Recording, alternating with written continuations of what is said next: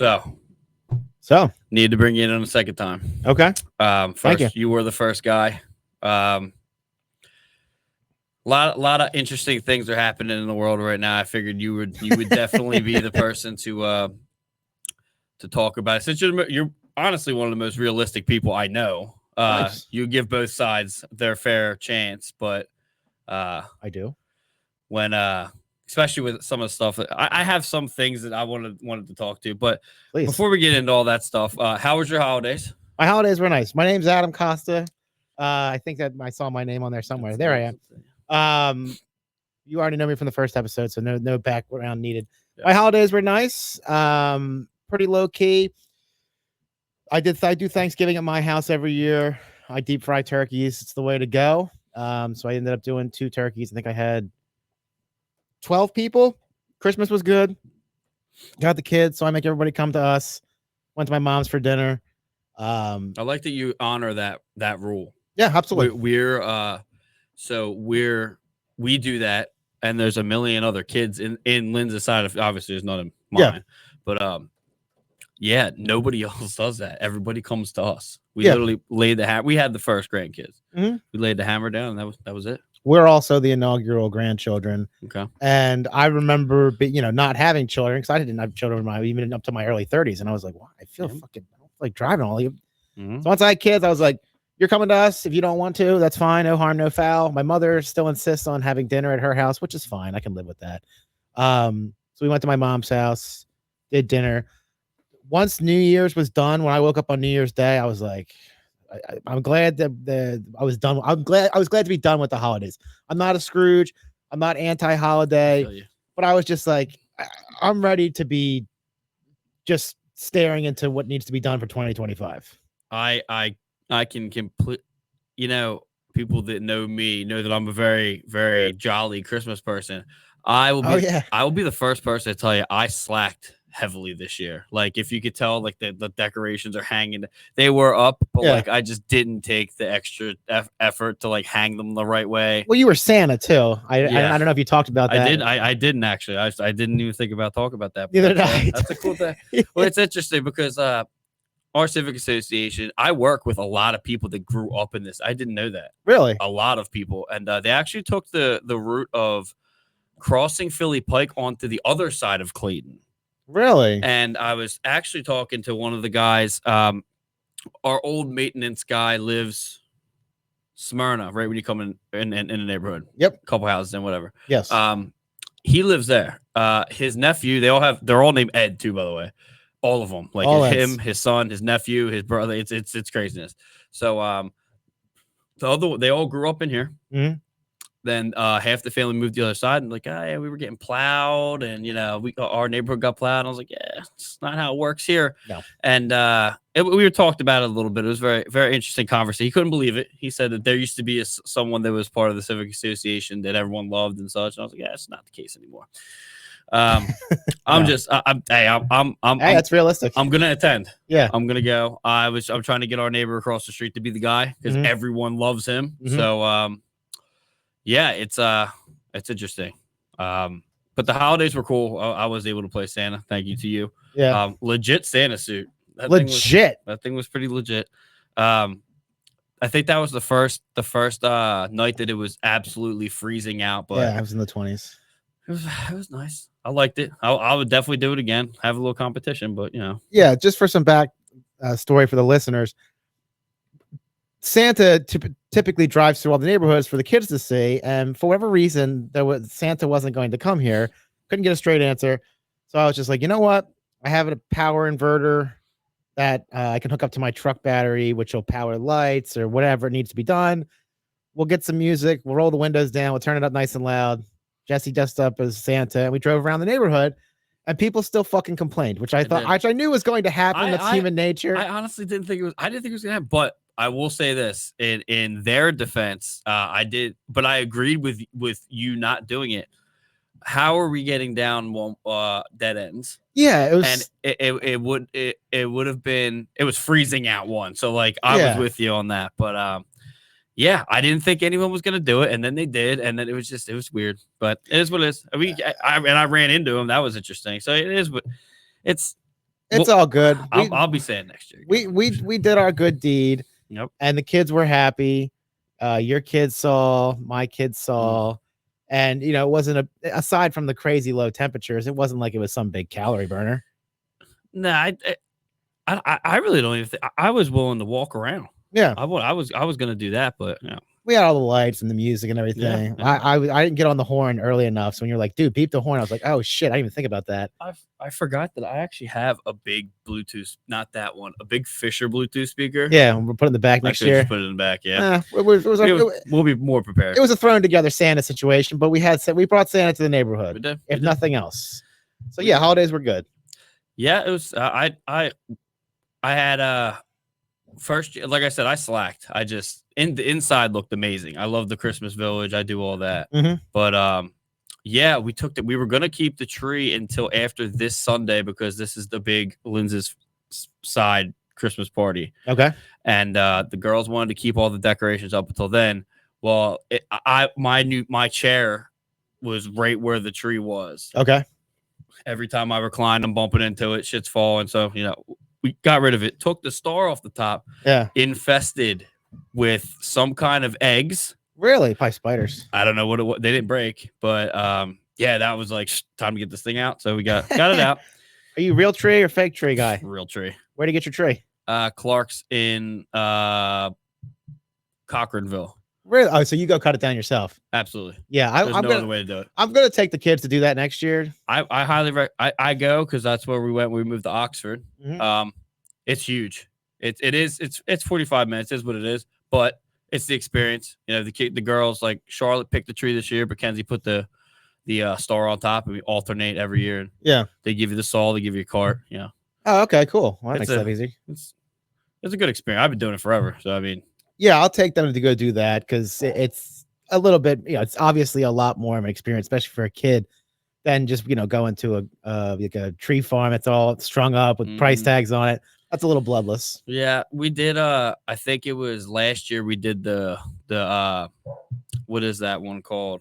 Lim Villa Orchard, and we picked ones that we didn't chop down, and it wasn't the same. So we will never be doing it. And plus, it was like an arm and a leg. The tree was not cheap. No, and it's something that we get away with every year. My parents come up, and they're like, "Oh, we want to buy a Christmas tree every year. That's our tradition." I'm like, okay, that works. So that's we keep that going. But yeah, I'm glad to hear that the holidays were good. It was. I feel like everybody needed it. It was getting the world was a little wild. The past, the drones, everything. I actually haven't seen them. No, I saw something last night. I was driving around. It was just a plane, and I wasn't like drone hunting. I was just driving around, and there were just drones everywhere. And people didn't. I wouldn't make something up like that. I just wouldn't. And I'm like taking video. I'm like, here they are. Like these are planes. Don't go sideways, gang. Right. At least not more than once. I think the most I saw in one night was 12 to 14 in one night. I think I kept seeing the same, maybe two. And they were moving in like this type of pattern. Like if you were the one that I got on video, and I ended up doing one of those the pods for the thing that I'm combining in this, obviously. Yeah, it was turning very oddly. It was. Yeah. Planes don't turn. They like bank. I mean, so like this thing was kind of like. It was turning oddly, and I don't know. It was a weird thing, especially for me because I love that stuff. So I was in my glory, but yeah, I don't buy it. So. One of the ones that were in our neighborhood, some of them were like so low, they were like maybe 100, 120 feet above houses. Yeah, and they were silent. That was the other thing that was interesting. Not even the whir of like a blade, which was interesting. Yeah, I remember the one you sent me was interesting. That didn't look too far away from you at all. No, not at all. Did I send you the one that I took? Yeah, that was over on Delaware. Like that scared the shit out of me because it was like right there. My phone could not focus. It couldn't focus. That was weird. There's some weird stuff. I mean, yeah. So yeah, I haven't heard anything about the drones lately. That's crazy. That's, no drone talk. That could be thrown up as like what do you think that was? God. Nah, well, So I look at what makes there are no bounds. I look at what's most practical. Trying to fly anything over restricted airspace, especially since the then sitting president lives in Wilmington or the greater North Delaware area. How the fuck do you get away with that? Even if he wasn't at his actual house and he was in DC. Still come on, his residence. Come on, go fly. Fucking go get a remote control airplane and try to fly it over the. You'll have a fucking FAA at your door before you know it. Yep. So that was one thing. The way they were moving was kind of in a mapping pattern. Nighttime would make sense if you were like trying to get geothermal imaging, like or just like to see like personnel, like how many people are in houses. If you were trying to map that kind of stuff, weather makes no sense. Traffic pattern makes no sense. It doesn't make any sense to try and record data that way. It's you could do it in much more primitive ways. So to me, it looked like something that was trying to map out the area, learn how many people are here and what's going on. Because the only reason you would do it at night is for heat, because obviously they didn't have lights on them like spotlights, and thermal imaging is realistically at that height the only way you're going to be able to see someone. You can't do like sonographic or anything like that. So I think it was something that was trying to record data that was trying to do so as clandestinely as possible. What that data is for, I don't know. I don't want to freak anybody out, but we live near a major Marcus Hook's a major port. Yeah. Like a major port for a lot of things. A lot of things. Yep. Specifically petroleum products, liquefied natural gas. I'm a shipping nerd. So like Homeland Security is down there all the time. Yes. We actually a couple years ago, there was a guy that got off the boat and ran past into our warehouse, and they, grabbed him real quick. So there's a lot going on down there. Yeah, you have refineries. There's Philadelphia. There's a lot of bridges. There's just a lot of infrastructure in a very confined space. Philadelphia, if my memory serves, is the sixth largest city in America. Yep. You have New York, which is the largest, and you have a lot of. We're right on the coast. I mean, I can see the Delaware River from my house. Yeah. So a lot to think about there, but that was, oh boy, that really came and went fast, didn't it? It's funny that they say it like that too, because everything always happens in pairs. I mean, that was happening, and then all of a sudden, it was gone, and then the wildfire started. My cousin actually lives in Marcus Hook and said that they're still seeing drones. I believe it. But now I would bet that they're civilian at this point. Probably. I mean, there were so many things released of people that work in that industry saying that, this is what this is. Can't believe anybody. No. Can't believe a single thing that anyone says. And the fact that, the night that the real big ones happened, I think it was the night before they came to Delaware, because there was a space there that it was only in like PA and Jersey. Yes. And I think the night before that I saw them, there was a video released over at Area 51. Yeah. That somebody flew a drone over that, and you see the camera from the drone, live footage, point like 3 seconds, goes over the fence, gets shot down immediately. Yeah, for sure. So like, okay, but like these are okay. Yeah, it's. My friend lives in Woodstown, New Jersey, which is like, it's Farmville. It's farms all over the place. Mm-hmm. And maybe 2 weeks after we were visited, he's like, every night he's like, dude, there's like 3 right near my house, like literally 100 feet in the air. And he lives in, farm country. That's where Cowtown is, for God's sake. Okay. Yep. So they were in that part of Jersey after they came here, which was interesting. But I don't know what could fly that long without burning some sort of combustible fluid or gas. I don't know what you could run on silently, a battery pack maybe, that would allow you to fly that long, especially something that big and quiet. Yeah, it's a lot to keep in the air. Well, that definitely goes into a lot of other topics. Sure. But, especially zero gravity propulsion systems, if that's the direction you want to go down. And 0 point energy. I mean, there's like they weren't. I'm not sure. I don't remember. I should remember this because it's important. I don't think that they were giving off any heat. They weren't giving off. They weren't giving off heat. I don't think there was no propulsion system that was recorded. And that's kind of what was deciphering between like the drones and like civilian drones. Yeah. But yeah, that goes down a whole nother. That's a whole nother. Yeah. I mean, you could get a lot done with lithium energy, like a lithium battery, something that's maybe 80 to 100 pounds, and a lithium generator could power your whole house for a while. I'm talking your heat, your furnace, your appliance, everything. So, and that's about 100 pounds. So you know, take that and extrapolate that over a larger system, and then theoretically you could have enough stored energy to create whatever you need to create in order to move. But I'm curious, like, what would move without making a sound? Even a fucking Dyson fan makes a sound. So it's interesting to think about, because if they had spinning blades like you would see in a drone taking pictures or whatever, right, you'd hear it. They're deafening. I would implore you to look up Billy Carson if you haven't already. Okay. And I would say Bob Lazar. That one I'm familiar with. Okay, so Billy Carson is the yin to his yang. Okay. He talks about, it's kind of hard to listen to all these because now there's so many of these people that know all of this stuff that absolutely exists. Yeah. And he does talk about that there is a contraption made that is a 0 point energy.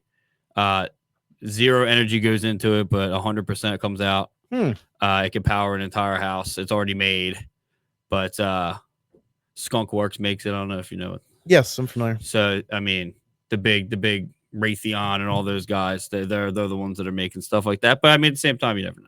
No, you never know. Like, so it's been an interesting couple months. So in the midst of the holiday season, we had the drones, fires, election, a major election where everything was kind of up for grabs all over the place, the state, local, federal, the presidential, all that stuff. So that made, I felt like on January 1st of this year, I was like, I still remember, I can close my eyes and remember walking around for Halloween. So everything was like fucking pedal to the metal. So it was all blur to me. It definitely goes faster when you have children. Yes. And then now with all this other stuff, you're like, I'll admit when I saw the first drone in the backyard is when I was like, yes, what is this? Got the girls from up in their rooms, brought them into the spare room. Yeah. I don't remember, either my room or something like that. Went and got the weapons, put them by the doors. Like I was ready to rock and roll. But yeah, it definitely went fast. And I don't think it's going to stop, especially now. I mean, Trump's in office. Yes, as of this recording. Yes. That was so everything before, what was that? The 18th? Is that when he was?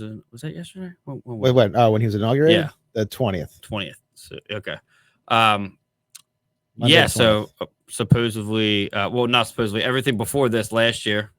Past couple years has been absolutely fucking out of control.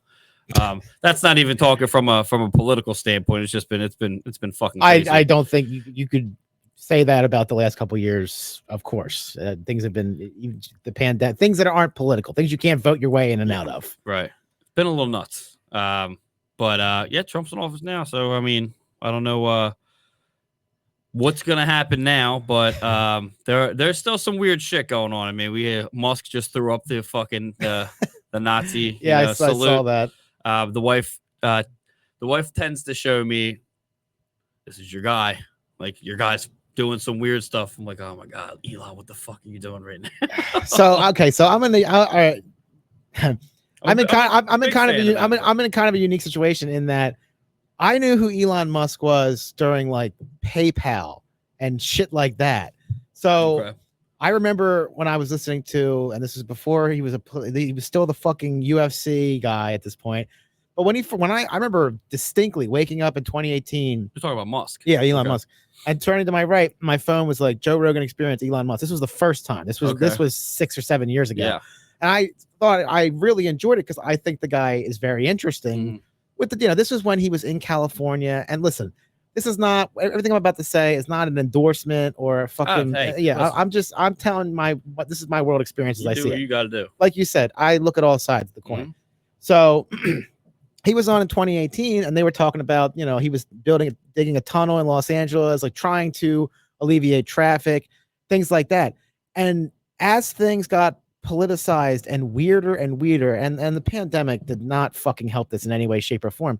Everybody wanted to start like siloing off every single individual. Like, okay, this person's this person's that. It's like people are going to be more dynamic than just, oh, they're this, they're that. And on that note, one thing that fucking shocked me, I was literally shocked by this, was right after the election, okay, of 2024, immediately afterwards, I was like, okay, I know why it's going to sound self-aggrandizing, but I know why Trump won, or I should say why Harris lost. Oh, yeah. And it has nothing to do with genitals or color, any of that shit. Mm-hmm. It came down realistically to two major factors. One, not holding a primary was a bad idea. There's a lot of people out there that felt like, okay, it's tough for me with a straight face to say I'm a champion of democracy when my primary vote was just fucking literally ripped out from underneath me. That did not help. And the thing that really fucked her over big time was she was invited to go. Like, this is the new media, the corporate legacy media that our parents watch. That shit's fucking dead. You're watching a corpse at this point. Yep. It's like Weekend at Bernie's, of today. But when Harris wouldn't go on long form podcasts, she hurt herself with some demographics where there's people, this is the only way they get their information, which is not necessarily a good thing, by the way. Yep. But having said all that, the thing that fucking shocked me was immediately after the election. I mean, I'm talking the next day. The people that were unsuccessful, they picked up the same goddamn playbook, the literal same playbook that just cost you seats in the House and the Senate and the presidency and blah, blah, blah, blah, blah.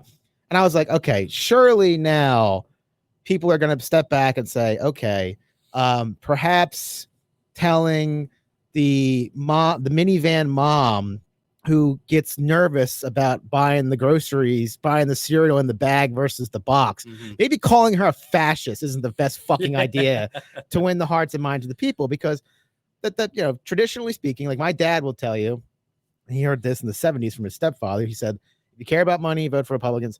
If you care about people, you vote for Democrats. Okay, is that still true today? I don't know. It's not up for me to make that decision. Okay, I know how I feel personally about both people and money. Anyway, but what I was like, okay, surely now with nothing in front of you but the Barney bag, you're gonna try to put together a better game plan than that. Nope. No. Next day, this person to this person to that, this person. I'm like, dude. Okay, if you really care about America, okay, you should want better candidates. That's what you should want. And I've said this to people before. I'm a registered Democrat, in case anyone's fucking curious. I voted for both parties. I voted for Libertarians. I vote for Republicans. I vote for the best candidate. I don't have a party. I don't have a fucking team. Okay, I can agree on that. If you have a good idea, I'm all ears. If you have a bad idea, I want a chance to object. If you want to keep pushing forward with said bad idea, this is where I leave you. All right. So having said all that, I want better candidates. Okay. And what I'm about to say is pretty inflammatory and it's going to upset a lot of people. I hope so. But who does the party, if you're the Democrats, if you're the party right now, who do you have that can beat Vance in 28? And the answer is no one. Okay. I'm just going to tell you right now, as a registered Democrat, no one. We're talking zero. About that the other day. I think that's and so it's not about Trump, dude. It's about that's right now, that's already written in stone. That's baked in the cake. You're getting him for better or for worse. Okay. Well, what I'm saying is developing a candidate that can beat Vance, or developing a candidate or candidates, I should say, that can retake the positive sides of your agenda vis-a-vis environmental cleanup, clothing the poor, housing, blah, blah, blah, all that stuff. Okay. The real domestic issues that every one of us face as citizens. Find people that can actually do that and convince not only their side, but can convince people in the middle, which is what wins most elections, that, hey, you know what? You're better off coming back to us or going to us so that we can, work together as a community. So all that to say, I was just like, really? I had hopes that, okay, now we're going to hunker down. We're going to look for a candidate, or we're going to develop a party plan that makes sense. fucking calling people fascists and calling people fucking stupid and morons, coming up with weird hashtags, that doesn't move the needle. It just doesn't. So my point is, if you want a better America and a better country, you should want better candidates. And if you're going to get better candidates, you can't waste your time in throwing mud at each other when that's not going to solve anything. Right. So in 2015, real quick, in 2015, when Trump was, I think, one of 17 people, it was at the first Republican debate. I watched that, and I still had cable at the time, and it was 17 other people, and I watched the entire thing, and I went to one of my, I'm not going to name him, but I went to one of my oldest friends, and I said, Trump is going to win the presidency next year. And he fucking laughed at me, and I said, oh, I guarantee it. And he's like, what makes you say that? And I went into my explanation, which was like, they have never seen anything like this. So I'm not comparing Donald Trump to George Washington in case this gets fucking clipped. Just hear me out. Worlds apart, but yeah. Very much so. Same height. That's about where it ends. So so during the Revolutionary War, it used to be that my army's here, your army's here. We line up in a line and we slowly shoot each other like pins in a bowling alley until they're gone. Yep. Okay. When the British came here to reclaim what was rightfully theirs, according to them, after we sent them the big FU, which is the Declaration of Independence, we had people in trees shooting officers in the chest. Their uniforms had X's on them. And the British were like, guerrilla warfare. Correct. Yep. And the British were like, yo, what the fuck, man? You're shooting officers? Like George Washington literally told his men to shoot officers, which was like unthinkable at the time. And when I saw Donald Trump, a game show host, ripping people to shreds on that stage, I'm like, oh, they don't know how to handle this. They're still standing in lines shooting at each other. That day is the dead. Traditional way of handling things. Yeah. Yep. And then once they got a hold of the social media, because Facebook really was, I mean, it was only 8 years old at the time. No, sorry, 2004 for 2004 for Facebook. So it was 12 years old. Wow. So iPhone was 2008, if memory serves. But anyway, you have smartphones that are 7, 8 years old at the time. Facebook is not even 15 years old at this point. And people were still getting a lot of their information. So when they started blasting, I'm like, oh, he's just going to fucking steamroll everybody and win the primary. And then I just assumed that he would win the presidency based on that momentum. I was right, because that day when my friend laughed at me, I said, I'll bet you $200. We both signed. I kept a journal at the time. I'd love to again. But anyway, I wrote in there. I'm like, we both signed in blue ink. There's no copy in this. I said, if he doesn't win the presidency outright, I'll pay you $200. So I won. He paid me $200. We went to the casino that day and lost it all at Harris. But my point is, we want better candidates. Okay. I didn't throw much mud I was not super fucking happy with a lot of the way things were handled during either administration, frankly. But I just really hope, as someone who does care about the country and does care about my neighbors, if you'll forgive the pun. Yeah. I just want the constant fucking screaming and bickering to stop. I don't have a Twitter. I don't have a TikTok. Just got rid of Twitter. I don't have any of that stuff. TikTok, man. That fucked my head up real bad. Like I couldn't believe it. It was right when the Ukrainian and Russian war was going on. Yeah. And I can tell you, yeah, go ahead. I was sitting on my forklift like, what are we doing? Like, what are we gonna do? I fell victim for it immediately, and then literally I had to delete it. She's going nuts upstairs. I deleted it. I can't have it. I think it's great. So I love that it's going. I never made a TikTok, and in the summer of 2021, I had some family members. We were down at the campground at the time, and there was a matter of dispute. I'm not going to say what it was, but there was a matter of dispute that was national at the time. And I was on one side of this dispute, and my family members came and like, let's take a walk. Let's take a walk. And we were walking around the campground. Everybody was sober. There was nothing, it was the middle of the day. And I was listening to them tell me things. So like, it does, this happens, but they were explaining their point of view, and everything they were saying was fucking wrong. Right. Like I got it off of TikTok. And I finally was trying to be thoughtful, and I listened, and I was like, I stopped. And I said, where did you hear all this? Looked me dead in the face. I could still see this person's eyes. TikTok. And I was like, oh, okay. So that it didn't seem like a place for me. Who knows? Maybe it will. I don't. It doesn't. I got enough to think about. I despise social. If it wasn't for the network stuff, honestly, like I would just let Linz have. Hey, I'll keep my Facebook up so you can tag me in things and for pictures. But other than that, like I despise it. I can't. Even Twitter is such a dark place. Anything is like possible there, which is kind of weird because that's how it was. But like now, like you're seeing even worse. Well, no, like some things like this is gonna. I mean, it is what it is. Like the porn that's on there.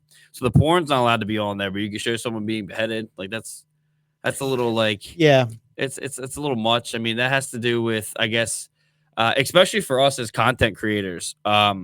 It was told that once Musk took over Twitter that it was going to be great for content creators, well, political content creators, not sports content creators. So now we went from, I think it was last hockey season, 23-24, Flyers Alley got 84,000 views in 1 month on Twitter. Okay. Yeah, we can't even push like 200 now. Really? Oh, so we went outrage. Well, we're back on Facebook and YouTube full time, and we've got everything back. But at the same time, it's like it's shit. It's and especially because it is like for me, I don't follow politics that much. I didn't until recently. Mm-hmm. I voted for Trump. I'm not afraid to admit it, but I mean, you know,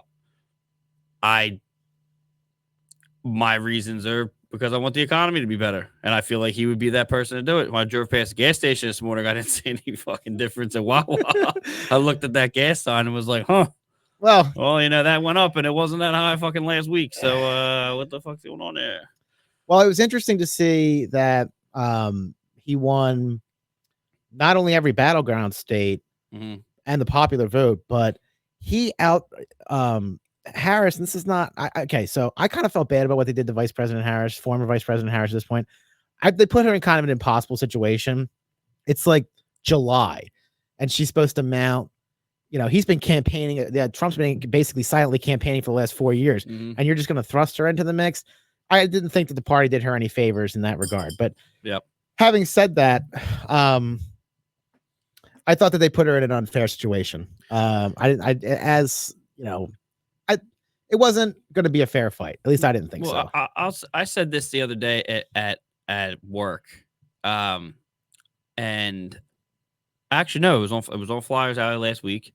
It was so the sides that were claiming Democratic didn't do themselves any favors. And the stuff that was kind of being forced on people. I mean, California is an absolute fucking shit show. And no offense to it. I mean, what's going on with the fires? This is before that. The whole thing about I'm going to take your kid and I have that thing, whether that is actually true or not, it's true. I mean, it's people don't think it's true. Where they could take your kid if you're the teacher decides that the kid wants to transition, they can do that without the parents' consent. And also if they deem it unnecessary or not unnecessary, but if the kid is wants to do it and the parents don't think so, they can take your kid. The legislation I saw that was passed somewhat recently. That's like layman's term. Sorry, yeah, was essentially that if a child wanted to change how they were spoken to, whether it was their gender or whatever, the way they want to be communicated to, that the teachers or the faculty would oblige that, and they didn't have to inform the parents. That was kind of the shorthand of it. And I think that a lot of people look at that and they say, okay, I don't want, if my kid cuts a wet fart, I would like to know about that. Right. And anything that's not that is unacceptable to me as a parent. Right. I think that a lot of people, I mean, it really comes down to not necessarily if you're a parent or if you're not a parent. It's not like, okay, you're a parent, you're opposed to this or you're not, and so on and so forth. But, you know, as a parent, I have 2 children, I have 2 boys.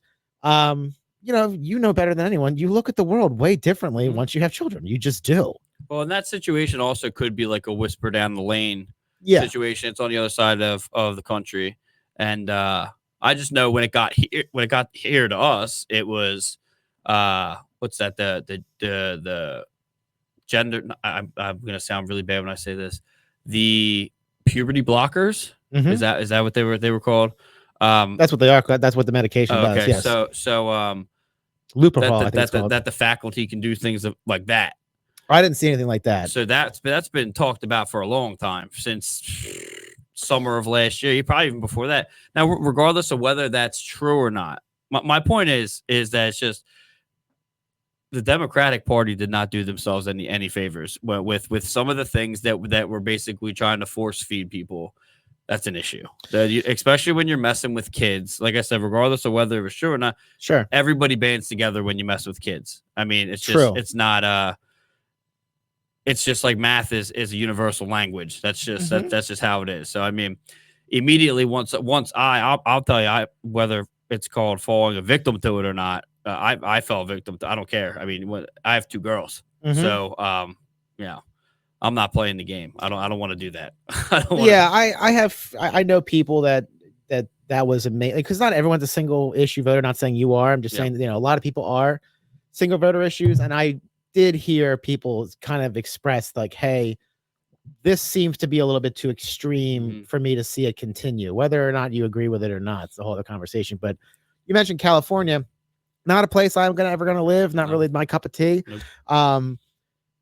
Not so much with a political thing, but like, I can't afford to live there. My house would sell for $2 million in there. Liz's brother lives there, right outside Sacramento. Yeah, it's very, very expensive. But and at the same time, it's when I was in a band when I was younger, I had the chance to go. Didn't go. I don't want to go. She said she wants to go visit. No, I'll keep the kids. You go right ahead.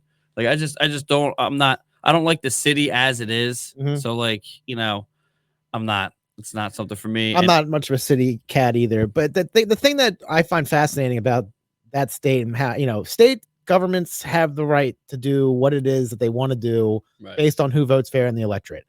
There are some things that Texas does that I don't agree with. There's some things that Florida does that I don't agree with. There's some things that New York does that I don't agree with. But California, like, I'm a kind of person where I am a very pragmatic thinker. Like, I want a solution. I don't want to talk about bullshit. I want a solution. So right before the pandemic, and I'm not laughing at the pandemic, I'm laughing because I remember reading an article where in San Francisco, the city council got together, and the reason they got together was to declare the National Rifle Association, and I'm not a gun nut, just to be clear, to declare the NRA a domestic terror organization. I remember thinking to myself, like, are you guys out of problems? Are you out of problems? That this is how you're spending your time? Which is crazy because they have plenty. Yeah. I thought the pandemic would reset people, and they'd be like, you know what? I need to make sure that my house is in order, whether it's financial, whether it's toilet paper, whether it's my children's health, whether it's because that stressed a lot of people. The pandemic stressed a lot of people financially, their family, their occupation, their mental health, their physical, everything. It was a stress test for everything. So I thought, okay, now that you've been through that, maybe you'll act right. You'll prioritize a little bit better. The thing I found fascinating about that is one, the NRA is the largest lobbying group in America. Okay. It's also the oldest civil liberties group in America, whether you agree with it or not. Okay. So I was like, all right, that seems to be a kind of a meaningless gesture. All right. Right after Donald Trump won the election, okay, Governor Gavin Newsom, okay, I'm not making shit up about California. This all happened. Yeah, right. It's all documented. And our state just so I'm being fair, our state just decided to get together and decide whether or not people can marry their cousins this week. So it's like everyone's got this fucked up priority list. So anyway, I thought, okay, the pandemic, shit got really bad everywhere. We're on the mend. Surely everybody will be like, okay, let's stop with the meaningless gesture bullshit and actually focus on policy and our citizenry. Right after Trump wins, I read an article. It's like Gavin Newsom is called special attendance of all the legislative bodies to Sacramento so they can Trump-proof the state. Now, listen, that's their right. They can do that. Okay, I don't know. Exactly. I don't know exactly what that means. No, that was the other thing about the meaningless gesture. So what are you doing now at the NRA? You know what I mean? If someone shows up with a hat, you're gonna throw them in a fucking cell. Anyway, I know I sound very right-leaning on this, and I'm just picking on this state because it's California. It's the biggest in terms of population. It's like the 7th largest economy in the world. So it's a good medium to talk about like governance. It's bigger than most countries in Europe. So I'm like, okay, fine. You're going to Trump proof the state. Hurrah. We're good for you guys. Whatever that means for you. Your people voted for you. I hope you're successful in pleasing your constituents. Not what? 3 weeks later, the fucking people are getting burned out of their homes. And which in itself is way too many coincidences. Way too many. I'm not ready to go on that hole. But what I am ready to say is controlled burns. Someone said rake and everyone's making fun of someone for saying rake the forest. That's a real thing. Okay. Rake isn't necessarily the fucking thing you buy at Home Depot. It's an attachment for a larger piece of machinery. But having said all that, it comes down to an issue of priority for me. Like, what are you going to focus on? What are you actually going to do? Like, I was furious in our state when they're like, oh yeah, we're getting together to, look at a bill to marry cousins. We had a person in our state that they're gone now. They've moved on to the federal level, but their entire like reason for being in our state was to get legislation passed so that the schools teach the kids what news sources are credible or not. Is that a little weird to you? I think that's a little weird. So it happens here. That's not a good one. And just so I'm being clear, our state is a Democratic supermajority, which means it has been a Democratic governor, a Democratic Senate, and a Democratic House since 1992. The former president resides here 2 times over, both at the beach and both here. So, good states can do things that are well. States can do things that are meaningless. Republican states do stupid shit all the time. But what I want to see from both sides and all sides really is, are you focusing on something that actually makes sense? Right. You know what I mean? Like, are you just throwing money and platitudes at a problem that pull on people's heartstrings? Because it seems like the prevailing political narrative now is, if I am a Democrat, I want to make my constituents feel good. Okay. I didn't say have a better life or improve, feel good. They're feel good. If I'm a Republican, I want to scare you into thinking the other side is fucking nuts. Right. That's all I've looked at for the last decade. And I don't really talk. This is the most I've talked about politics into a microphone ever. Yeah. I don't usually ever over that. Yeah. And I haven't even said anything about my own beliefs. I'm just reporting like, this is what's happening here. This is what's happening there. Isn't this not so fucking bright? So which is the way to look at it too. I mean, that's whatever they've spent to decide that cousins can marry each other in our state. I really wish they would have had one more salt truck that could have gone down the road, prevented one more accident. Yep. And Delaware is usually pretty good about like health and human services and stuff. Like, we're in a good shape in terms of that. But we're also the second smallest state in the union. You move over to Pennsylvania, which I believe is the 5th in population, and you start talking about these bigger places, you're going to get a matter of dysfunction. And all I'm saying is I'm hoping that the pandemic and the last election cycle and all that stuff, everyone in 2025 is just like, you know what? I'm going to take better care of myself. I'm going to take better care of my family. I'm going to take better care of my fucking brain and my body. And I'm not getting all like, woo on you. I'm just saying, like, I hope everyone returns to practical priorities. If I was going to run for anything, that's what I would run on. I'm going to prioritize practicality. Right. That's what I'm going to do. That's not a right or left thing. That's is everything. I never feel better than when I go and pick up 100 pounds of fucking ground beef from the farmer and I close the lid in the freezer and I go, we're good to eat for a while. And I think that taking that mentality, across the board, you have an extra pack of light bulbs, is a spare tire on the other day I was driving and my tire blew out. Oh. And a fuel truck ran me off the road, came into my lane, ran me off the road. My truck went in a ditch. I blew my tire out and broke my wheel. Like, my wheel fucking shattered. Like, if it was a clock, like 12 to 3 is gone. And I was like, okay. And when you look like JD Vance, no one's going to stop and help you. No, I'm just kidding. No one in Delaware. I was in Pennsylvania at the time, but you might be right there. I was just a silly joke. But anyway, I was like, okay, did I prepare myself to get the fuck out of here by myself? Well, obviously I did. I'm here. And, but even after I got done, as I was driving home, like, you know what? In my like recovery kit in my truck, I'm going to add a set of knee pads because my legs hurt because I was changing, I was getting everything out and I was kneeling on frozen fucking pavement. So I'm like, I need to add that. Worst.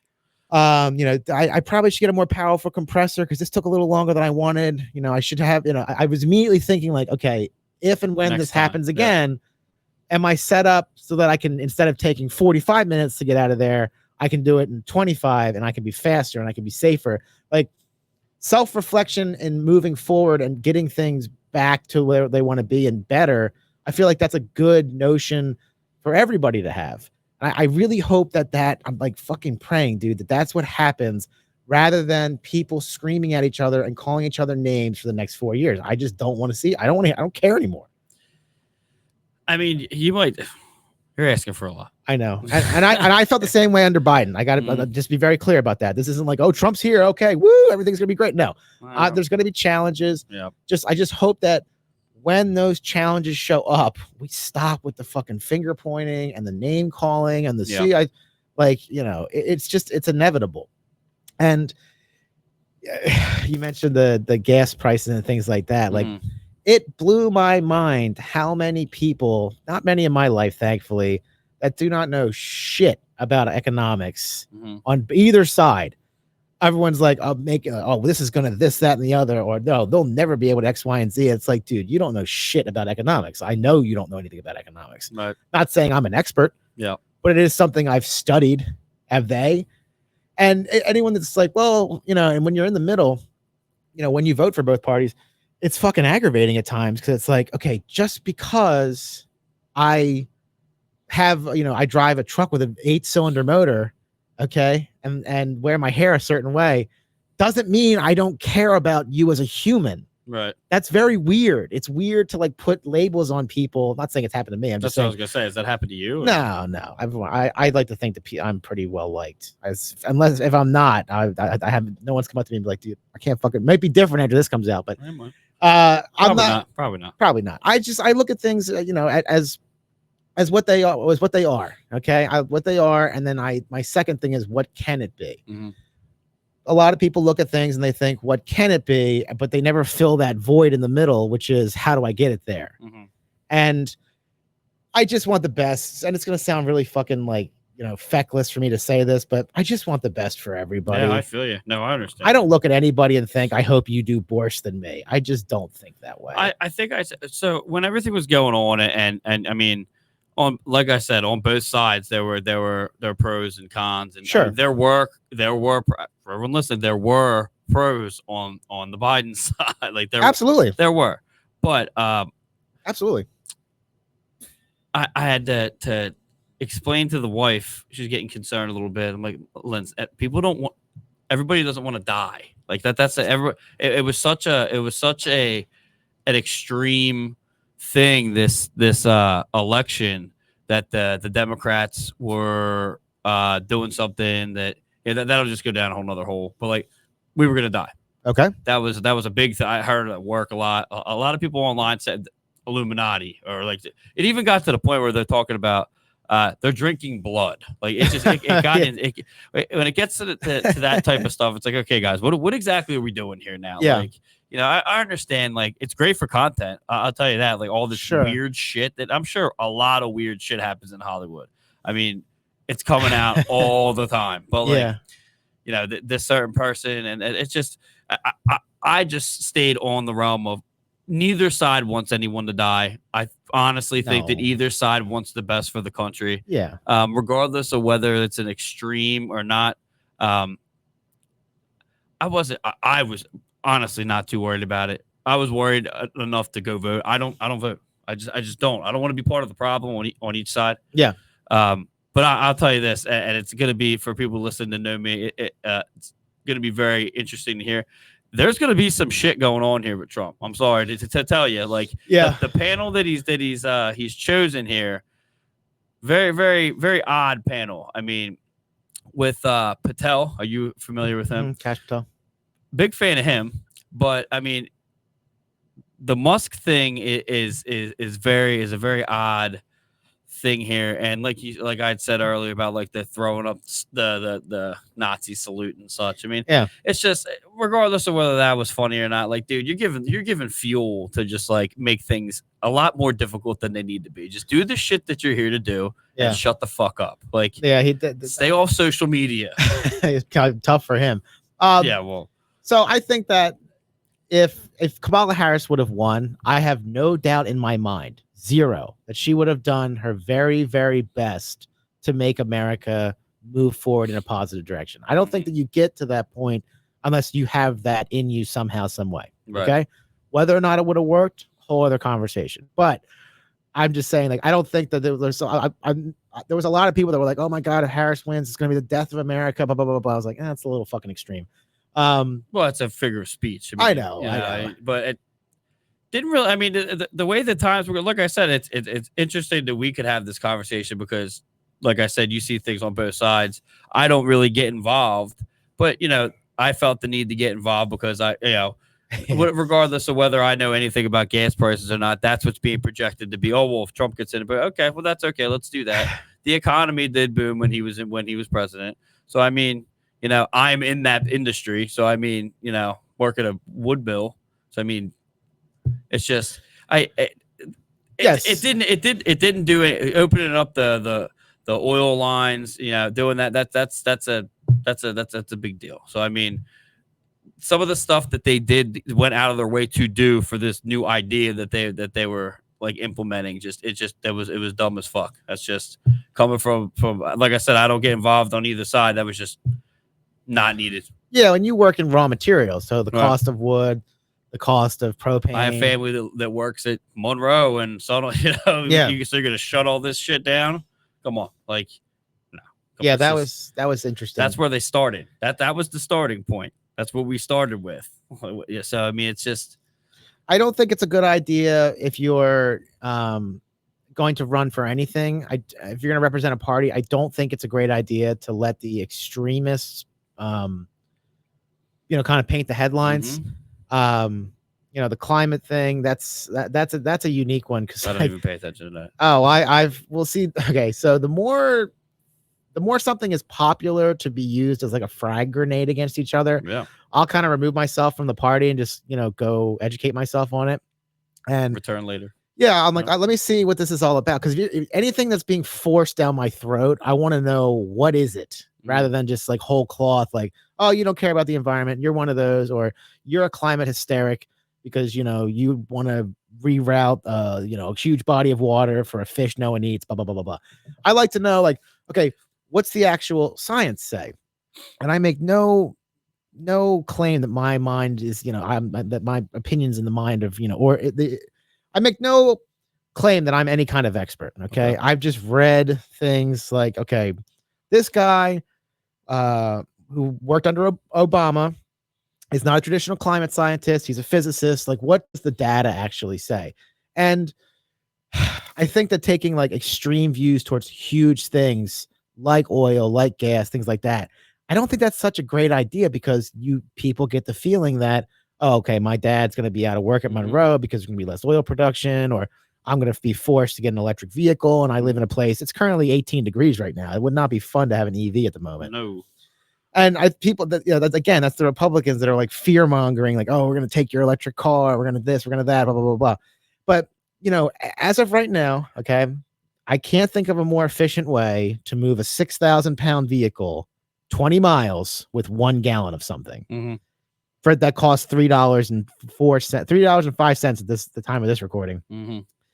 That's the best we have for now. Okay. And as we continue to improve emissions equality and things like that, if they would have come out and said, you know what, we're going to issue a mandate that all domestically made automobiles have to lower their output of emissions by whatever it's picocurics per liter, whatever it's measured in. It has to be down by 10% within the next 3 years, or there'll be taxes levied, carbon taxes will be levied on. Like, if you come out with something practical that says, hey, we're going to lower emissions on domestic vehicles, and if they don't meet these standards, they will be taxed heavier. I promise you that company is going to figure out a way to make less emissions. But when you just come straight out whole cloth and you're like, We're not renewing this lease. We're not doing that. Here's something that most people don't know. You know when domestic energy production vis-a-vis crude oil was at its highest? Under Biden. Was it? Yes. We and that was told, that story was not told because it was so much easier to try to damn their administration. They actually didn't do a bad job on energy, quite frankly. And what each side will suppress blows my mind. Like you mentioned the invasion of Ukraine. Mm-hmm. That's something that most people don't talk about. As a couple days before that, a certain member of the administration at the time went to Germany, gave a speech, and this speech is right on the White House website. Mm-hmm. You can read it. And that person was asked about NATO, the North Atlantic Treaty Organization, for those uninitiated. And the big thing has always been that Russia and their leadership, they don't want Ukraine. They don't want NATO at their doorsteps. Mm-hmm. Ukraine's always been like this buffer zone, like when you get in someone's face, like they're the arm. Right. And when asked if, someone was hostile towards Ukraine, if they would defend them, this person, the administration said that they would defend all their allies. So Putin took that to mean that, they're going to welcome Ukraine into NATO before I can I can see that happen. I'm going to invade. We're going in. Yeah. I think it was, you can Google it, but I think it was 3 days after that speech. Are you sure that people you think a lot of people don't know about that? That speech? Yeah, absolutely. You think people don't know about it? Yeah. Ask them who gave it. I knew about the speech. I don't know who gave it. Kamala Harris. Did she? In Germany. Oh. Yeah. And she didn't go there. She was like, let me be very clear. She didn't go there and was like, you know what? Ukraine's joining NATO. You all just heard it here. Drop the mic and run away. She was just asked a question and just answered it, and how that was interpreted. That little ripple, a lot of people look at that and go, okay. Now, there's some people that would say, okay, to look at that and think that is why Russia, to look at that and say, okay, that's why Russia decided to violate the sovereign border of the Ukraine. People would look at that and say, okay, you're a Russian propagandist, or you're pro-Russia. I'm not anti either. I don't know anything about it. Yeah, I'm anti-governments hurting citizens, no matter where it is or what it is. Having said that, there's people that look at that and they think that's the triggering event. Okay. There's other people that look at it and say, okay, this is actually, China and Russia working together. That's the whole reason that it was a couple days after the end of the Olympics. China said, hey, don't mess up our Olympics. Let us get done with this. And then you do whatever you got to do over here. Right. The point I'm trying to make is that having the extremists on both sides write the headlines is not a good way to create a good visual for your party. And I agree with you that, things I don't really know what to expect, because I don't have a crystal ball when it comes to Trump. There's already stuff out there like, oh, he's censoring this and he's shutting down that and he's blah, blah, blah, blah, blah. And there's already a lot of pageantry, but he also promised his base a lot of pageantry. Symbolic acts that really don't do anything to move the needle, but just further irritate the members of the country. I think that there's going to be an increase in domestic oil production that I'm very sure of, that I'm very confident of. But you mentioned the people that he's surrounding himself with. I think his first go around, he stepped in like, he's always been the boss. So he stepped in, he's like, I'm the boss. Everyone's going to, kind of roll in lockstep with me. But then I think he got there and he was like, okay, I wasn't prepared for this at all. Right. This is not the business world. These people can jam me up. He probably, and this is not a good or bad thing, sort of a bad thing. I'm sure that before the day of his inauguration, I guarantee you that he probably didn't know that, like, oh yeah, there's these people in the Senate that can completely railroad your entire agenda. Right. You don't know that, but it can happen. So I think that, and I don't think this is such a great thing. I think that the reason he's picking the people he's picking is because he suspects that they are loyal to him. And I'm not interested in that as an American. I'm interested in loyalty to the country. Yeah, I can see that. And that, I mean, and that would be a huge issue. I don't want to say that I'm like absolutely against. If I did say that earlier, I'm not absolutely against the Musk thing. Yeah, I just don't want. He's an odd guy. Yes. Very odd guy. He's an absolute genius, but he's an odd guy. I just don't absolutely think that he's the one. is all. I mean, and Patel makes sense, but I don't know. I mean, I had no issue with him before. Besides Trump, I had no issue with him before. Besides, like, you need to be quiet on social media. Just get off of social media. That was literally my only issue with him. But I also don't get involved too much. So I don't know. I mean, I thought what happens. At the time, I thought the Vance pick was kind of interesting. I didn't know much about him at the time, especially since his age. He's a year younger or older than us. I think he's like 40 or 41. But I one thing I've been a fan of, I'm almost positive. Like 39. I'm almost positive. He just turned 40. Yeah. One thing that, there was a time, and this is bad. Okay, let's be clear, where you could only be the president if you had certain, superficial attributes about yourself. I'll leave it at that. Okay, there was time that you couldn't run unless you owned land, and it was like, but then it was like, no, because then that makes it, it makes you want to stop people from owning land because that prevents that. There was also a time where you couldn't be the president unless you served in the armed forces. And to be quite frank with you, if we were going to go backwards, in air quotes there, I'd be perfectly fine with that. I would have an issue with that whatsoever. I think that because you've already put your life at risk, and I'm not going to say I'm going to say at the behest of the country, because I disagree with interventionist wars, and I have nothing but respect for the veterans. They have bigger balls than me for sure. You would not see me jumping out of a fucking plane in Iraq. You just wouldn't, not voluntarily.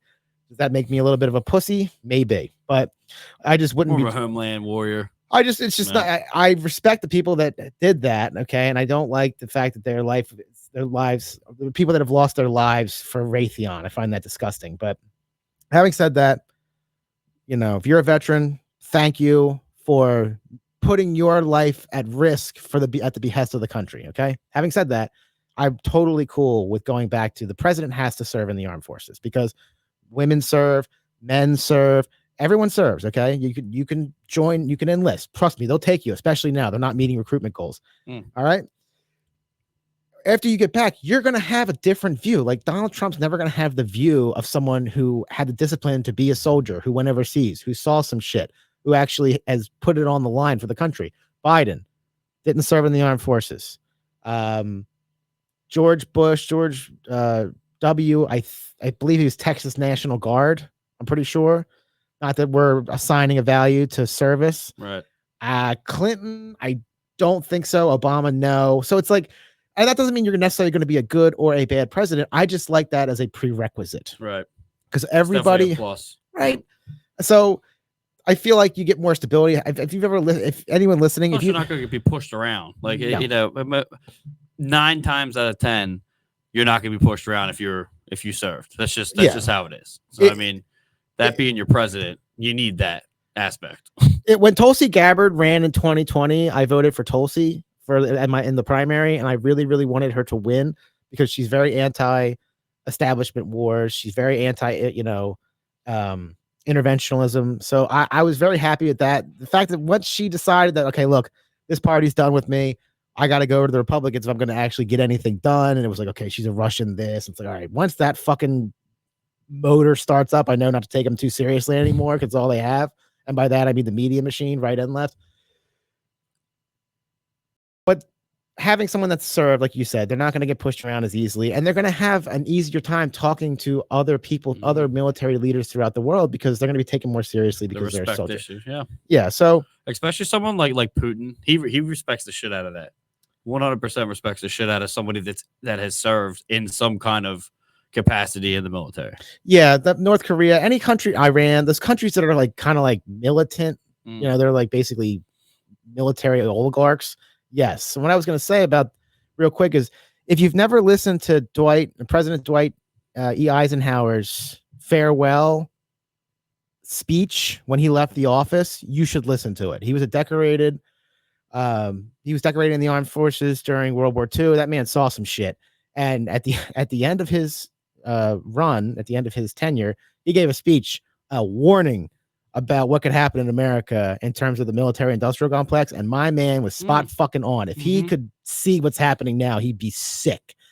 Listen to it, because you'll be able to spot the warmongers really, really quick. Because there's people in our country that are elected officials that they desperately want to get rich killing people in other countries. That's interesting that you didn't want to touch on the wildfires, though.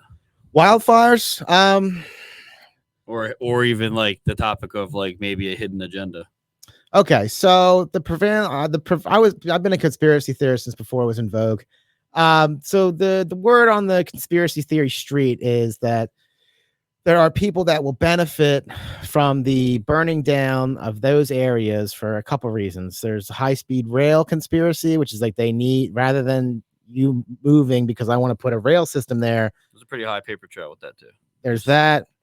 There's that there was arson, but there's arson every day in that part of California because there's constantly people that the previously housed living in the, starting fires for cooking, eating, boredom, whatever in the middle of the forest. There's a lot of people that think that those people in the Palisades, our heart goes out to them, that they're never going to get those houses back because A, they didn't have insurance, or B, the state just straight up won't let them build what they once had because they had pre-existing structure. So here's a good example. My garage in my backyard. Yep. If a tree falls on that, the state won't let me rebuild that. It's too close to my house for today's codes. Oh, okay. So when you have pre-existing structures, for the most part, and this is something I am an expert on, by the way, you have to have certain setbacks. Like if your shed's too close to the fence, or your fence is on the neighbor's property line, they can give you an easement, they can give you a pass on that kind of stuff now. But now that we just have raw land, a sewage pipe, and a water hookup, well, what are you going to build now? It's going to have to meet or exceed 2025 standards for plumbing, admissions, range equipment. Is it going to burn natural gas? Is it allowed? Is it going to do electric? And can it? Because we don't have a great power grid in America. A friend of mine works in the power systems. He's like, dude, it's bubblegum and fucking toothpicks holding this shit together. That's a scary thought. That's shocking. So are they going to let you rebuild? And if they are, can you? Because there'll come a point where it's like, okay, everybody who's got homeowners insurance, you have a replacement value. Like they think, here's what they think your house is worth. This is what you're insured for. This is what you're insured for, the contents, everything in the home. And also, this is the replacement value. This is what it would cost to rebuild your house. Okay, that's all well and good. State Farm or Geico or any of the insurance companies, they are not going to bend because California says, no, to build something California compliant, it's going to be $4 million. And they say, well, the replacement's 3.2. Who has that 800,000? And then once you do, they're not going to insure it for $4 million because to them, it's not worth that. So there's speculation that it'll be rezoned and turned into apartment complexes, likely owned by people who don't even live in America. So I've heard some things. I've been hesitant to even talk about it or bring it up because I don't want to speculate over someone's horrifying loss. And I don't mean Kim Kardashian losing her fourth fucking house. Mel Gibson just moved to Costa Rica. Yeah. He's like, I got a house there. I just rolled. Yeah. I'm talking about people that were fighting it off with a garden hose and now they have nothing. Right. That's truly horrifying. Well, I mean, it's the reason obviously it's horrible and terrible. The wildfire thing is just, it's weird in itself. But yeah, I mean, the conspiracy theory behind it is, there was a lot, they're trying to make a smart city. Yep. And that was allegedly was attempted in Australia too. Same shape on the coast, same type deal. And if you look at where the wildfires, I'm sure it's not, but if you look at the shape that the wildfires have gone in, it's the exact same shape in the exact same spot on a coast. And they do have plans to do some sort of weird stuff there, allegedly. So I mean, but then you break it down to they defunded the fire company. They took the fire water out of the fire hydrants. The state, the insurance companies pulled out all that stuff. And then I correct me if I'm wrong. There was something about you're not allowed to rake the beds of the forest. You can't get wildland firefighters into there because you literally can't walk through it because there's so much down brush and things like that. And when you start messing with Mother Nature, you know what I mean? Like not a good fight. It's not like you're not gonna win. And when they started to there used to actually be a gigantic lake in California. It's all dried up now because they diverted water, but it used to be a literal lake. Oh, really? I think it was like the 5 Great Lakes are the biggest. Lake Champlain is number 6. That's off the coast of Vermont. And I believe that this one would have been the 7th if it was still You know what it's called? I not off the top of my head, but if you look at it, if you look, if you Google Old California dried up lake or something, it had a name. It wasn't that long ago, and you could see it. It's in the Basin Valley. But anyway, Tolar Lake. Kolar. Tolar. Okay, so it did. We Googled, folks. It does exist. I'm not making all this up. So think about getting a person for that. Sit over there. It's not just a fact check, especially if we're gonna talk about this kind of shit. Yeah. So when you start diverting water, when the defunding the fire department thing, that can happen anywhere. That's just stupidity at that point. They didn't do themselves any favors with the publicity on that one. When they started advertising, they took their fire surplus tools and sent them to another country. I was like, oh, guys, you shouldn't be talking about that kind of shit. It's a good gesture. Okay, I get it. Bad timing. So bad timing. The insurance company's pulling out, and I haven't wanted to bring this up either because then I sound like a fucking shill for evil corporations. But what happened there essentially was it was like, okay, look, where your house is located, the bodies that govern the ability to protect it are a shit show. And because of that, and because this is an investment for us, we can't renew your policy because it's not economically viable for us.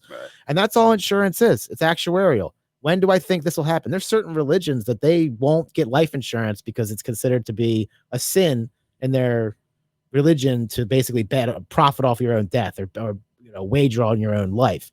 Mess up a lot of people's plans. It's all actuarial. I just switched up. I went through and I switched up my homeowner's insurance, my car insurance, my cell phones. I clawed back about $450 a month in payments. I saved myself by picking up the phone. Yeah. You have to tell the wife how to do I'm it. a professional fucking negotiator. What the hell am I doing letting that man fuck me over? Fuck them. Anyway. All right. So I got car insurance and they got April's car the year incorrect by 1 year. Really? Which means they put the wrong VIN number in. So when I called, because it was a 2015 and hers was a 2014, it lowered my monthly payment by like $13.08 because actuarially speaking, from an actuarial standpoint, it's less valuable. So it costs less to insure because it's 1 year older. It's not 10 years old anymore. It's 11 and you're outside of that window. Wow. So my point is, that's all insurance is essentially gambling, and the house knows what the odds are. And is it horrifying to look at human beings in their homes that way? Yes. Okay. Pretty fucking gross. But if you have insurance and you're, then it could save everything you have. So that's what I think State Farm was the largest homeowners insurance provider in that state. And they just looked at it and said, look, if this government body is basically going to set us up for total failure, we're gonna roll. We have no choice. And that's bad, obviously. But the narrative was like they are denying people legitimate claims. And I don't know that's the case. I look at both sides. I want to see the people that lost their homes made whole. That's what I want to see. I gotta wonder what kind of sprawl that's going to create. It's tens of thousands of acres. Like if you look at an aerial shot, it's horrifying. There's a new one just started up today. Yeah, they're pretty bad looking. But they do the before and the after of that area. I mean, it's just post-apocalyptic. Like it's Palisades. Yes. It's rough looking. You get the Santa Ana winds. You get dry conditions. That's what's funny you say that. I said that the other day. I said, "Oh well, Santa Ana winds. It's going to be an issue over there.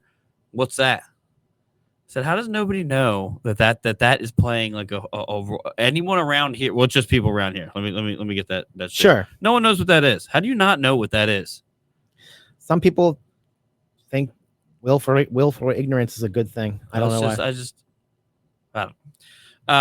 I don't. I did have something else that happened personally with Char. Well, not Charlotte, but in the schools.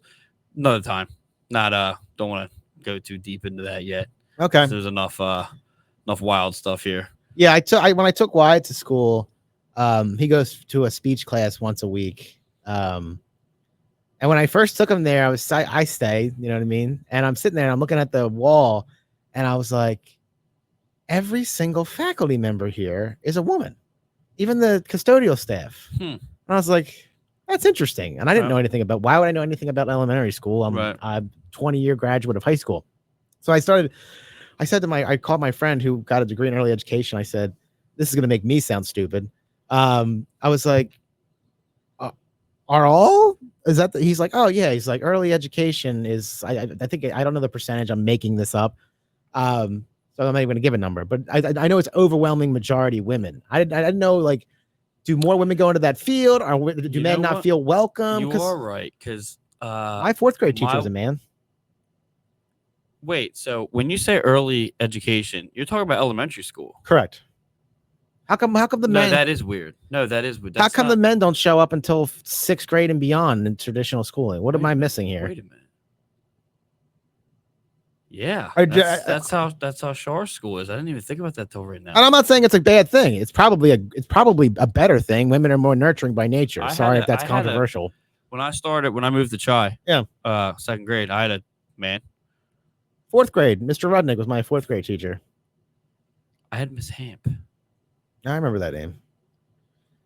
Shit, I never even thought of that. Even in that school, I didn't have any of them. I went to Boothman Elementary, and they definitely had men there. I mean, like I said, my 2nd grade teacher was, but I didn't have one until 7th grade. No, when I moved to Oxford was my first one, and it was a social studies and a math teacher.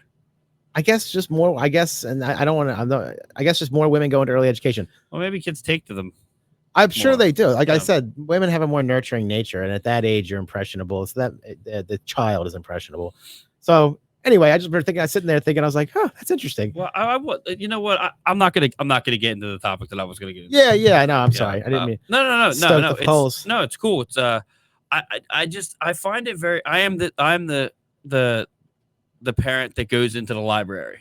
Sure. I don't have an issue with that. I do think that I could get into the top without actually getting into it. I don't think it's a good idea to teach kids segregation in kindergarten and 1st grade.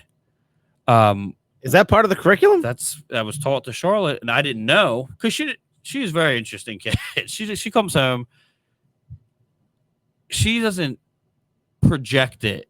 If you ask, oh yeah, we did that, walks away.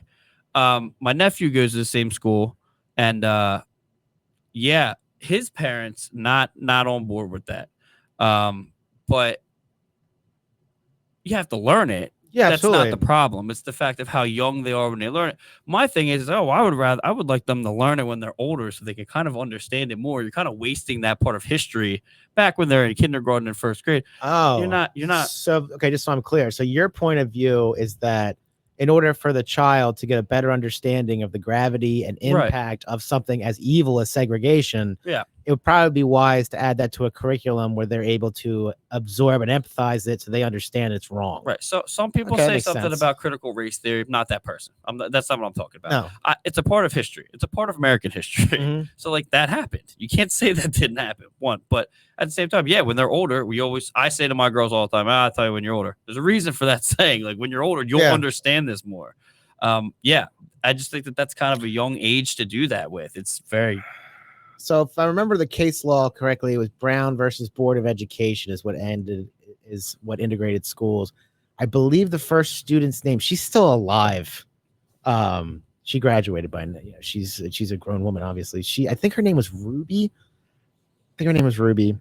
I'm going to look this up later because I want to see how old was she in 1st grade? Is there some sort of like connection where it's like, okay, well, if it could happen. Well, I didn't learn that in 1st grade. Neither did I. But they're going to like 3rd, maybe pushing even. Learned who Martin Luther King was, but the segregation thing was separate.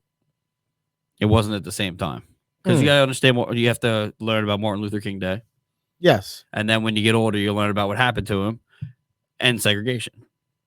I just don't think that it should be taught. Are they teaching like Brown versus Board of Education, like 50s and 60s, like Jim Crow type stuff? Or are they talking about, the 1800s? Just strictly more. Charlotte actually knows. Well, we asked her the other day. She knows who assassinated him. Okay. And I was like, I can't believe you know that it was John Wilkes Booth was Abraham Lincoln. Mm-hmm. She said it. James Earl Ray. Mm-hmm. She said it, and I was like, "That's true."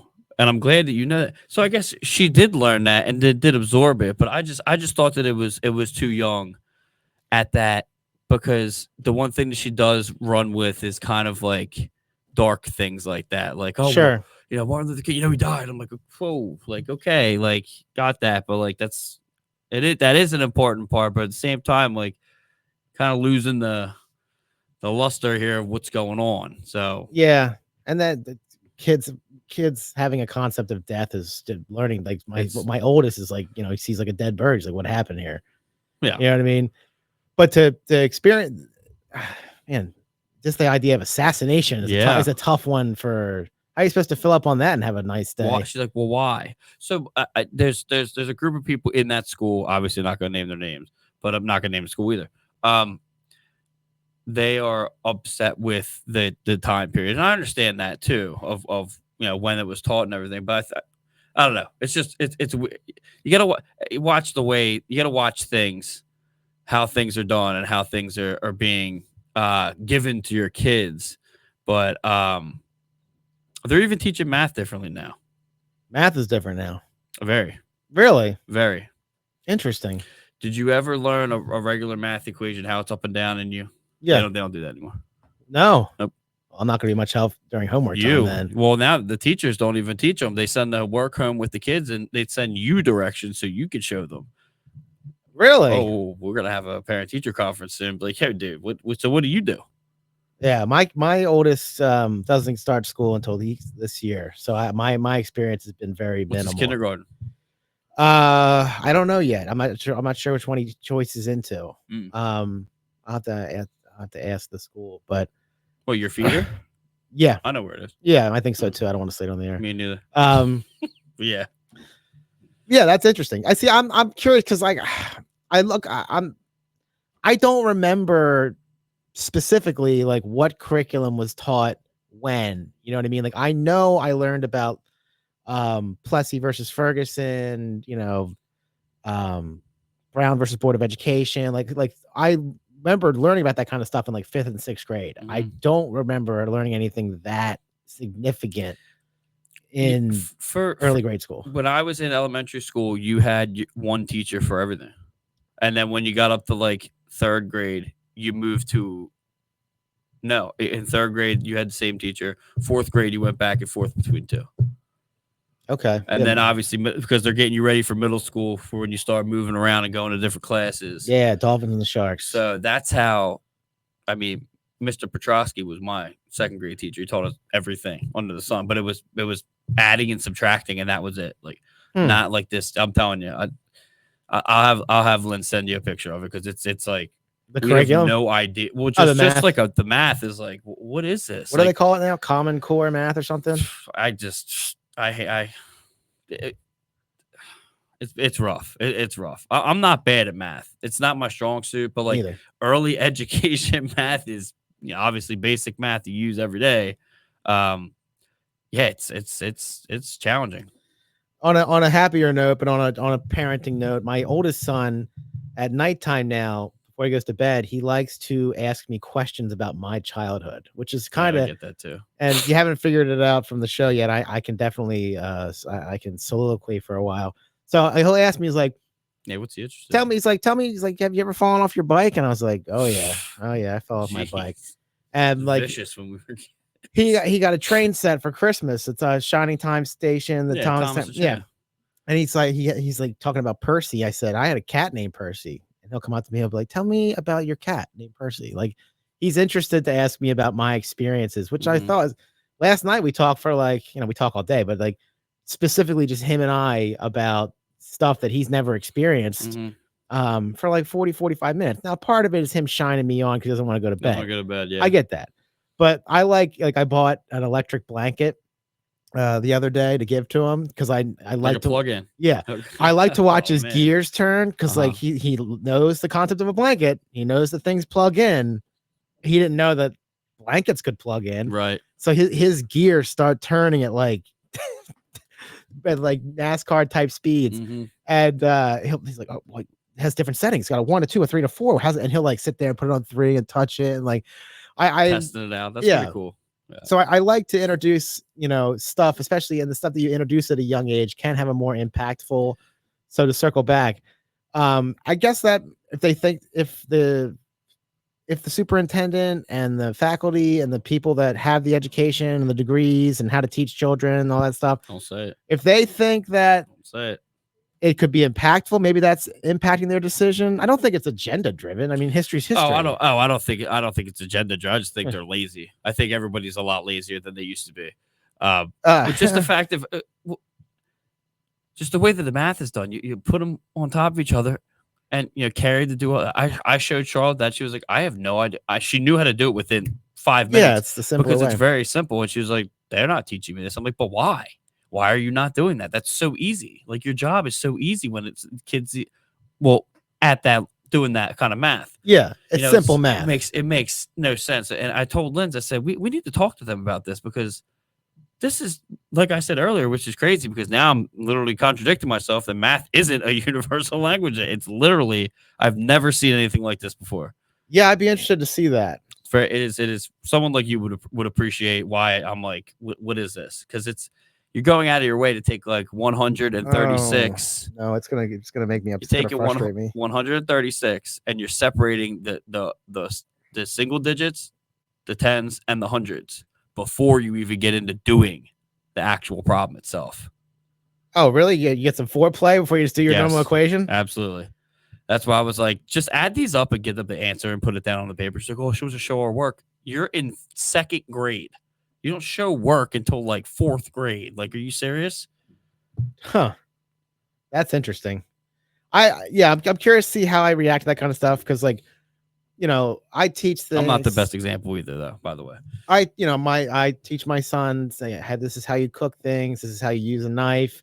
This is how you plant a garden. This is how you take care of a garden. This is when it's time to harvest your tomatoes. This is what you can do with your tomato. Like, I'm very practical. I want, as seems to be a theme with the show. How does this work? How do I make it work better? I have a very caveman mind in that regard. Where I'm just like, okay, this gives me a small fire. I need a big fire. You reinvent the wheel. I just want to make something look. I just want something to work better. That's kind of so. I teach my son stuff like that. I'm not sure how I'm going to react, and my reaction doesn't matter. I can't wait. Oh, me either. I can't wait. If anything, I'll be a bastion of interesting stories, but.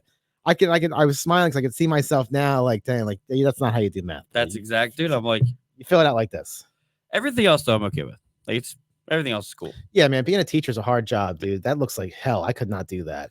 Kids are a lot different than kids are definitely. I remember a lot of things. Like I remember from 2nd grade on. I remember everything. I don't know why. I wish I remembered other things, but like I don't. Yeah, things are a lot different than kids are a lot different than when we were kids, when we were that age. Kids act differently now. Oh yeah, they all got a supercomputer in their pocket. Well, that's and weird food. Although food weirdness kind of peaked with our generation.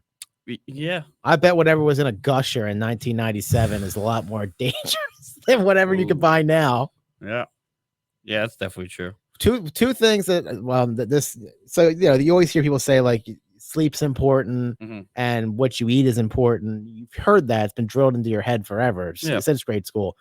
Nothing will showcase that better than having a young child. That's true. Watching your kid, watching their go off a cliff in terms of their ability to process and function with a lack of sleep is crazy. How different they are. And food, man. You give them one thing, they're totally normal. You give them something else, it's fucking chaos, and it's just amazing. Then think about that yourself. Do you know who Gary Brecker is? Yeah. Have you heard his thing about the child food test? As he gave his kids pancakes or waffles or whatever for a week, and they were took him 2 hours to get out of his house. Gave him fruit and good things. Yeah, and they're good to go.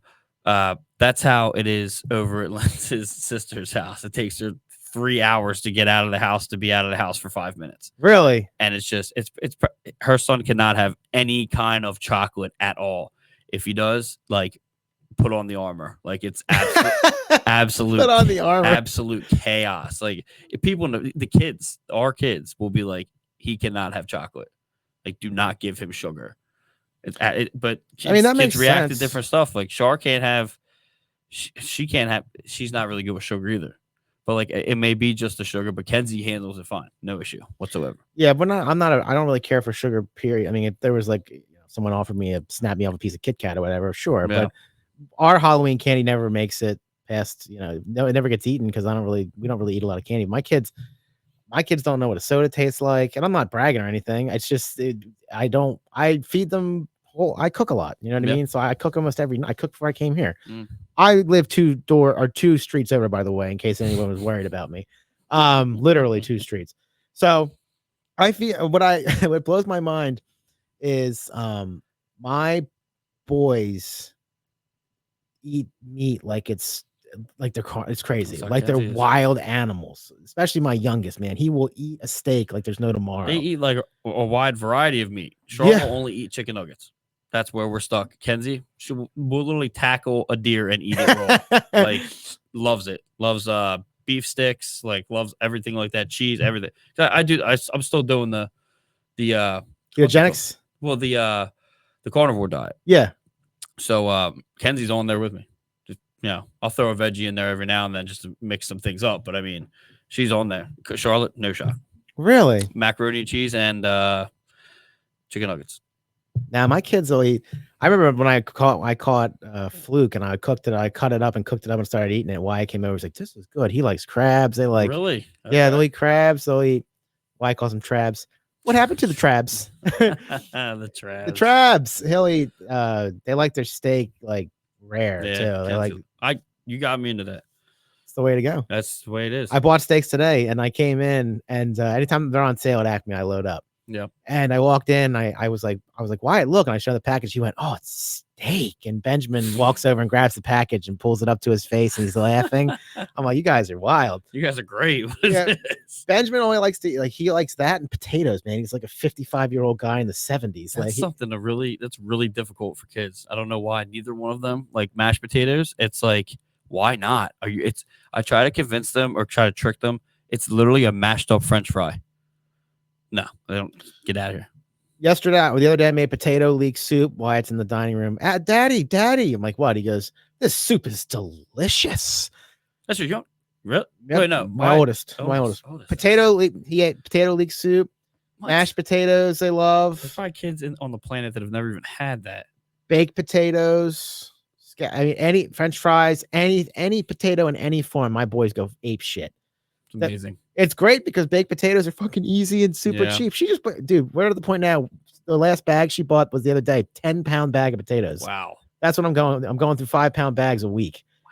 They love it. And I'm like, it's single ingredient. There's nothing crazy. Even my oldest is like, I want sour cream on mine. I don't even do that. You don't do that? I just do butter and salt. What are you doing?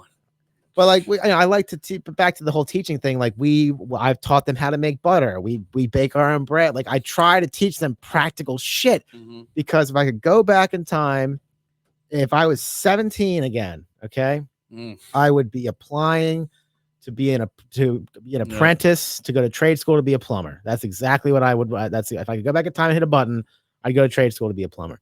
And not because I'm unhappy with what I do for a living. I like what I do for a living. Not because of only other reasons, just because my dad taught me practical stuff, but it wasn't the whole thing on me was my parents were like, I want you to make your living with your mind. My dad's a painting contractor, but that was never going to work for me because as I just pointed out, when my kid comes in with math homework I think is stupid, I'm just going to do it my way. Right. That doesn't work in the working world. Not for the most part. There is, I mean, I can't operate within those types of confined spaces. It's just not who I am. And I want to be able to make sure my boys have those practical skills. Like I want them to know how to use a KitchenAid mixer and a tiller and a power drill before they know how to use effectively an iPad. I'm serious. And I put a kind of a focus point on that. Do they have them? What's that? The iPads? No, they don't even know what they are. Really? I wish we did that. My oldest will get fucking nasty like if you she doesn't. Your kids are older than mine, in fairness. Yeah, but at the same time, like we always said that we weren't going to be the ones that did that. We completely tripped over that, and we're like, you know what, fuck. Yeah, they don't even know what an iPad is. They don't know what soda tastes like. I wish they didn't know what the inside of my bedroom looked like. That's one place I failed. I don't have I don't mind.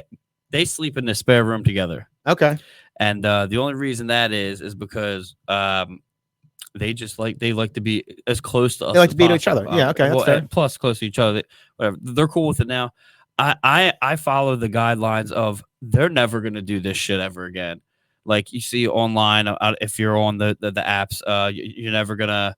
At one point, you know the toys that are spread all over the place are never going to be there again. Correct. Correct. I'm affirm. I follow that. I'm okay with that. So do I. So they want to sleep in that fucking room. They could sleep. Go ahead. Go ahead, dude. Like at one point, they're going to go up into their rooms and they're gonna want their own space, and that's gonna happen. Yep. So I'm okay with anything, but I'm a big fan of right now. If you walked in my house, it's chaos. There's toys everywhere. That's why I don't worry about mine when you come in. I'm like, yeah, he gets it. I'm not. No, I've told April, like she's like, oh, so and so's coming over.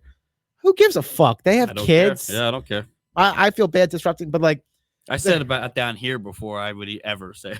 Yeah. They have the play kitchen and stuff like that. But one thing I thought was really cool about this was a holiday win. My friend, my dear friend, he and his wife are not having children, but his mother lives close by. And she kept all these handmade toys she had made in the 80s. I saw the receipt. It was made in like Ohio or something. It's in a whole farm set. It's all wood, barns, a hay bale, silo. It's huge. It could take up half your basement. And I gave them. They got that for Christmas. It's so cool to watch them like separate the animals and Wyatt was using it for his trains as the station because they mimic what they see on TV. Yeah, right. Another reason I got rid of cable before both my kids were born. I didn't want them to see half the shit I was seeing on TV. Talk about the stuff on Twitter and whatnot. So that was a cool thing. I like Tan. So I don't get upset when it's like, okay, the barn's like in a couple years, he's not gonna not only will he not want to play with the barn, he won't even want to be near me. Yeah. Yep. So I soak in as much as that time as humanly possible because I am fortunate that because of what I do for a living, I get to be around my children all the time, basically. Yeah. And not everyone has that luxury. I have, so I've been moving around in my company a lot lately. Okay. Now I'm inside the mill, obviously, have access to some things. Yeah, I'm high on the seniority list. A lot of younger guys. They're a long time, right? Yeah, I'm coming up on 7 years in March. Okay. But just because people just leave, people don't show up to work. That's an issue. My work is fucking awesome. The people that own it are awesome. Everyone's cool.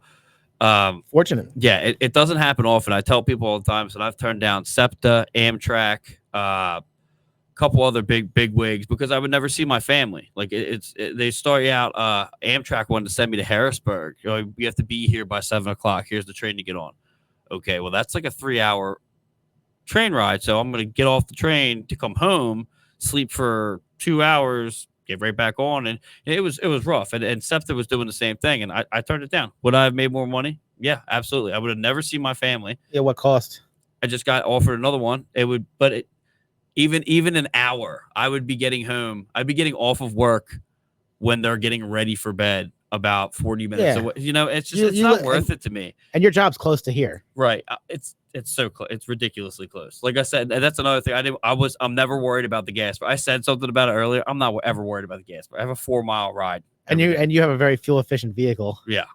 So I'm trying to tell these kids, I'm like, listen, like, I get through me day one at where I work and me right now worlds apart just because the attitude is, but I want to get the fuck out of there so I could come home and hang out with my kids. That is it. That's all there is to it. So you should hear some of the responses like, yeah, but they're kids, man. They're young guys. But like, it's just like, why would I not want to go home? It's just, it blows my, why would I not want to go hang out with my kids and my wife? Got throw her in there too. Yeah, that's not something I understand because like my wife, she has to stay at home after she worked in a hospital during the pandemic and during her first pregnancy. After she got done her first paternity leave, she went back she called me one day in tears because they were so short-staffed that she couldn't get a break. She was postpartum, nursing, and was back to work. She's like, I'm hungry.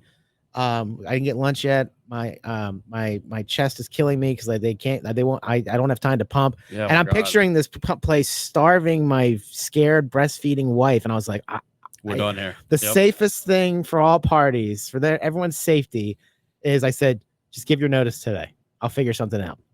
So she stayed home for about a year for the first go around. And then everything got insanely expensive. So it was like, so she ended up going, she found another job, but it was a stay-at-home job. Oh. So she has her off. She's set up in the office. It's very demanding. She's on the phone a lot. It's very, very lucky. You guys are both home like that. Mm-hmm. Oh my God, your kids are so lucky. And that's awesome. So it's, for me at least, aside from right now, my life is usually at work, at home, watching the kids, making food. That's pretty much all I do. And obviously, like when they go to bed tonight, I'll watch something on YouTube, and I'm here doing the podcast. And this weekend I'll watch football and UFC and blah blah blah blah blah. Well, not UFC, it's not on this weekend, but I'll do. I'm still enjoying. I'll go fishing in the summer. All that stuff will still happen. I'm very busy in the summer. But we put ourselves in a situation where we know where our kids are at all times. They get to play with each other. I'm not saying that people got to do what they got to do. It's not judgment, but I didn't want to do a daycare. So I was like, I'm going to mold my life such that I don't have to worry about that. And I didn't want to, would it be nice if their grandparents were watching them, 3 or 4 days a week? Sure. But all grandparents they already raised kids. It gets old. So, but yes, we do have that, so there's gas is no big deal for my wife because she goes to Target and Starbucks and aerobics. Right. Which this area is amazing, by the way, for that. I try to tell people to go, we were right on that main road out there. I'm not going to, Yeah. But I hate that. I hate that road. I hate that it's there. Yeah. That's why we go that way for everything. I go to work in PA and then nothing else. I do nothing else there. I understand. I haven't been in the press box in 2 years. Like I will be there for the first time in April in like 2 years. I have no desire to even go and do that. I can't stand it. I understand. One more question before actually about your kids. Before we wrap it up. Wrap it up. Are you sorry. Are you you gonna let them and it's something I don't do and I'm very guilty of it. You gonna let them I'm gonna what? You gonna let them outside? Let them outside. You gonna let them play outside by themselves? Let them roam the neighborhood? That's tough. Because here we don't have great light and I don't want to say too much about our neighborhood, but we don't have the great. Yeah, the answer is yes. I know who I am. I'd rather them do the whole like at a friend's house type thing. So I'll probably lean that direction. But I understand you have girls too. It's different. I mean, spend the night here. We're not going anywhere else. That's fair. I feel guilty that I don't let them, but at the same time, like there's not really that many kids in the neighborhood anyway. But we go to the park a lot. We go to the library, so we make do. That's an interesting question. Yeah. You think about that. And thanks for coming on again. We'll wrap this bad boy up. Thanks for having me. Yeah, that's Adam Costa. We will see you guys at some point. Yeah, my handle's right there, Mr. Realtor. Put a period in between Mr. PR and then Realtor. If you have anything, if you want to talk about any stuff I said today, if you thought it was controversial or you want me to say more, shoot me a message. I'm always down for conversation with anybody about anything, anytime. I think that's an important thing. I think that's how you make new friends. I think that a healthy disagreement or healthy agreement is a critical step moving forward. Okay. But only do it if you agreed with me. No, I'm just kidding. I didn't really say anything about my personal politics. I just talked about what happened in the world. I don't talk about my own personal politics. That's a fucking suicide mission. Yeah, that's a good way of doing that. Well, I did it, but that's all right. I don't give a shit. But yeah, that's what I can remember. And we will see you guys next time. See you.